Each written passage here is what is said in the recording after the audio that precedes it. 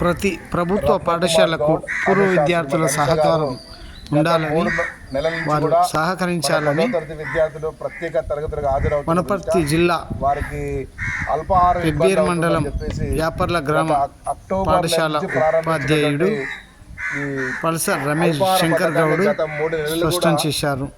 మరి మన కంటిన్యూగా యాపర్ల గ్రామంలో పాఠశాల అభివృద్ధికి సహకరించిన దాతలను ఉపాధ్యాయులు విద్యార్థులు ఘనంగా సన్మానించారు. మనకు మంచి పౌష్టికమైనటువంటి అల్పాహారాన్ని అందించినందుకు వారికి పాఠశాల తరఫున మన ప్రత్యేకమైన అభినందన తెలియజేస్తున్నాం. పాఠశాల పట్ల వారికి భవిష్యత్తులో కూడా అభిమానం ఇలాగే ఉండాలని చెప్పేసి వారిని కోరుకుంటూ మరి ఈ సందర్భంగా మనం చిరు సత్కారం చేయాలి. పాఠశాల తరఫున గత 3 నెలల నుంచి కూడా మనకు అల్పాహారం అందిస్తూ పేద విద్యార్థుల్ని కూడా బాగా చదివించాలని వాళ్ళ తాపత్రయాన్ని మరి ఇదే విధంగా భవిష్యత్తులో కూడా మన పాఠశాలకు వాళ్ళు సహకరించాలని ఎంతోమంది దాతలు నిజంగా యాపర్ల పాఠశాల ఇస్తున్నటువంటి దాతల గురించి ఈరోజు జిల్లా అంతా కూడా చర్చించుకుంటున్నారు. ఒక పాఠశాల గురించి ఇంత గ్రామస్తులు కానీ దాతలు కానీ పూర్వ విద్యార్థులు స్పందించి ఇంత బాగా పాఠశాల అభివృద్ధి చేస్తూ ఉన్నారు.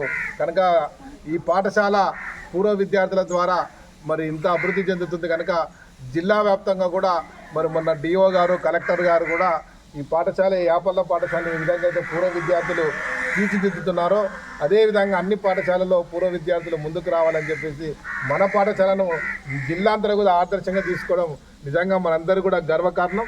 మరి ఈరోజు విద్యార్థులు కూడా నేను ఒక్కటే కోరుతా ఉన్నా, మరి ఎంతోమంది దాతలు వాళ్ళ కష్టార్జితాన్ని కష్టపడి సంపాదించిన డబ్బుని మన పాఠశాలకు ఇచ్చి ఇవ్వడం ఉద్దేశం ఏంటంటే మన పిల్లలంతా కూడా బాగా చదవాలని.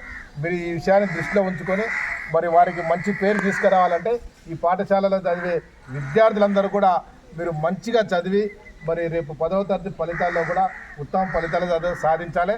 అదేవిధంగా మిగతా విద్యార్థులు కూడా క్రమశిక్షణతో మంచిగా చదువుకొని మీరు ఇంకా బాగా చదివితే ఇంకా ఈ పాఠశాల అభివృద్ధికి ఆస్కారం ఉంది. కనుక విద్యార్థులంతా కూడా మంచిగా చదివి ఈ పాఠశాల అభివృద్ధిని తీసుకురావాలని, అదేవిధంగా పూర్వ విద్యార్థులకి ఈ గ్రామస్తులకు అందరికీ కూడా పాఠశాల తరపున ప్రత్యేకంగా ధన్యవాదాలు తెలియజేస్తా ఉన్నాను.